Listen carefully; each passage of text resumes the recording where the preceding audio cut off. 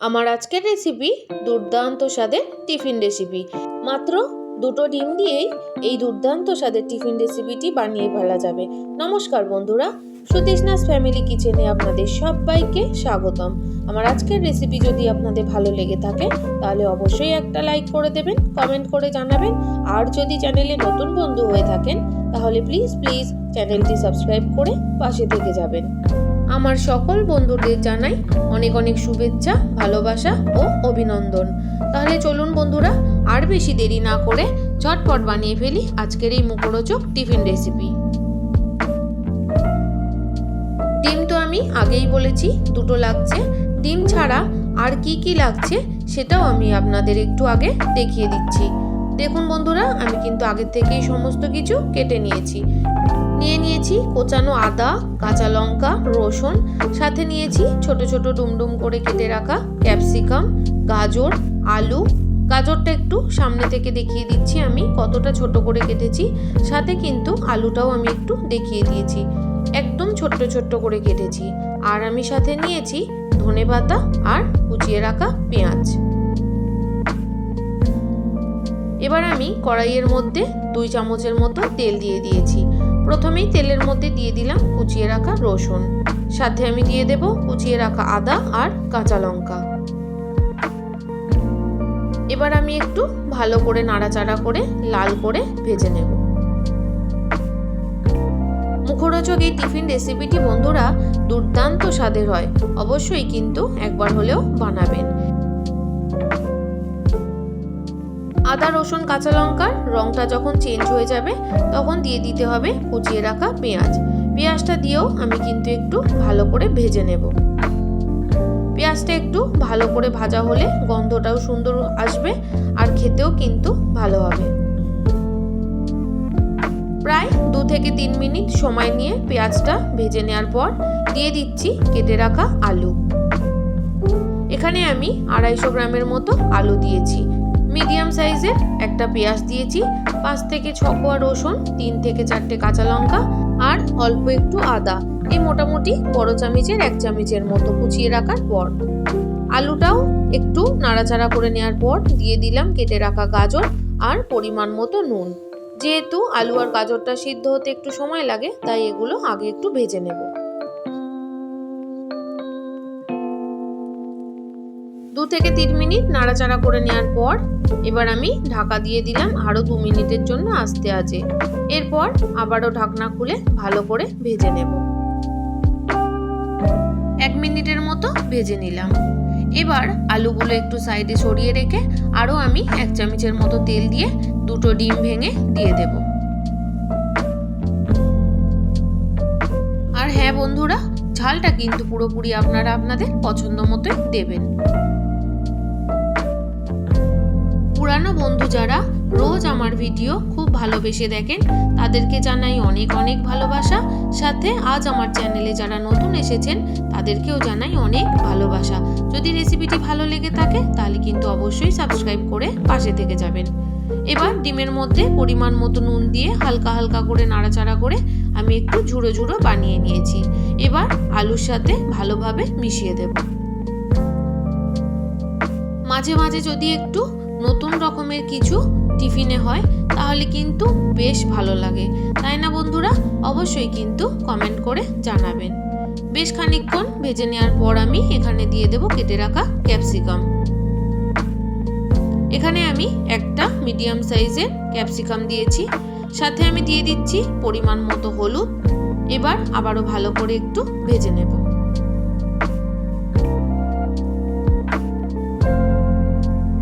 এই টিফিন রেসিপিটি এতটাই দুর্দান্ত খেতে হয়, অল্পতে কিন্তু মন ভরে না।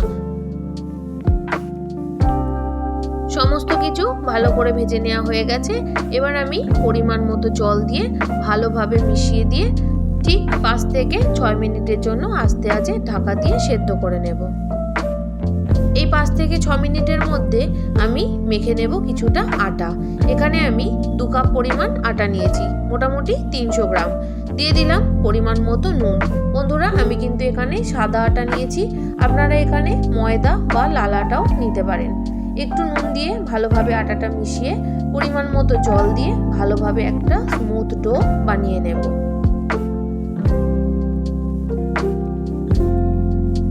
রোজকার রুটি বানাতে যেরকম আটা আমরা মাখি তার থেকে একটু শক্ত করে মাখতে হবে। আপনারা দেখেই বুঝতে পারছেন যে আমি ঠিক কিরকম পরিমাণ আটাটা মেখেছি। ভালোভাবে মাখা হয়ে গেছে। এবার আমি একটু তেল মাখিয়ে আরো 5 মিনিটের জন্য রেস্টে রেখে দেব।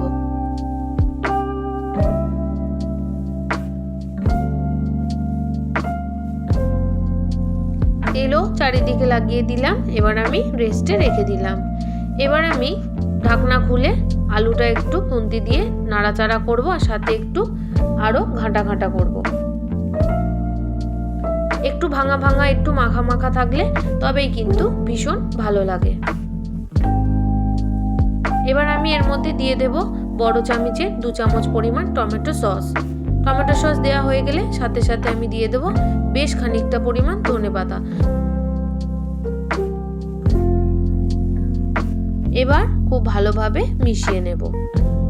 একদম শুকনো শুকনো করে নিতে হবে বন্ধুরা, একদম জল জল ভাব যেন না থাকে। সব শেষে আমি এখানে দিয়ে দেব হাফ চামচের মতো ভাজা মশলার গুঁড়ো। ভাজা মশলা তো আমরা সবাই জানি, তবুও আমি বলে দিচ্ছি 1 চামচ ধনে, 1 চামচ জিরে আর 1 চামচ মৌরি শুকনো খোলায় ভেজে তারপর গুঁড়ো করে নিয়েছি। আপনারা চাইলে ভাজা মশলা বানানোর সময় 2টো শুকনো লঙ্কাও অ্যাড করতে পারেন, তবে আমি এখানে শুকনো লঙ্কা ছাড়াই ভাজা মশলাটা বানিয়ে নিয়েছি। এবার আমি খুব ভালো করে মিশিয়ে পুরটা রেডি করে নিলাম। পুরটা ঠান্ডা হতে থাক। এবার আমি যে আটাটা মেখেছিলাম এই আটাটা আবারও একটু 1 মিনিটের জন্য মেখে নিয়ে লেচি কেটে নেব। আমরা যেরকম রুটি বানাতে লেচি কাটি ঠিক সেরকমই বানাবো। একদম বেশি বড় বড়ও বানাবো না, আবার খুব বেশি ছোট ছোট বানাবো না। আপনারা একটু দেখেই বুঝতে পারছেন যে আমি কিরকম সাইজের লেচিগুলো কাটছি। তাহলে সমস্ত লেচিগুলো কেটে নিয়ে আমি ফেরত আসছি।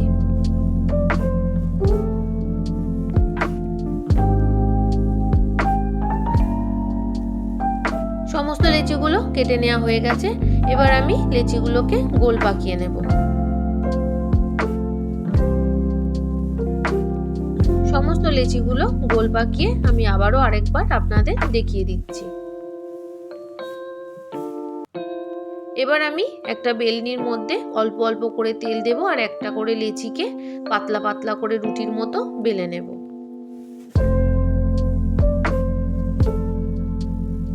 তেল দিয়ে যদি আপনাদের বেলতে অসুবিধা হয় সেক্ষেত্রে আপনারা আটার গুঁড়ো দিয়েও বেলতে পারেন। এবার যে পুরটা বানিয়েছিলাম পুরটা আমি ঠান্ডা করে নিয়ে চলে এসেছি। এবার এই রুটির মাঝ বরাবর আমি পুরটা দিয়ে নেব। আমি একটু বেশি পরিমাণেই পুরটা দেব। পুরটা একটু বেশি দিলে খেতে কিন্তু দারুণ লাগে।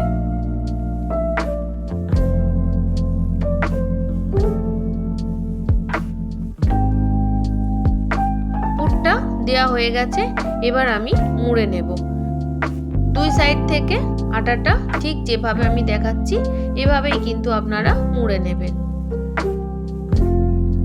খুব ভালো করে 2 সাইডের খোলা মুখগুলো হাত দিয়ে চেপে চেপে কিন্তু একদম বন্ধ করে দিতে হবে। আর বন্ধুরা, যদি কেউ আটার গুঁড়ো দিয়ে বেলেন সেক্ষেত্রে কিন্তু পুরটা দেওয়ার পর রুটিটার চারপাশে একটু হালকা হাতে জল লাগিয়ে দিয়ে তারপরেই মুড়বেন। যেহেতু আমি তেল দিয়ে বেলেছি তাই আমার জলের দরকার হয়নি, কিন্তু আটার গুঁড়ো দিয়ে বেললে অল্প জল চারিদিকে লাগিয়ে দিলে মোড়াটা খুব ভালো হবে। আপনাদের বোঝার সুবিধার্থে আমি কিন্তু আরো একটা বানিয়ে দেখাচ্ছি।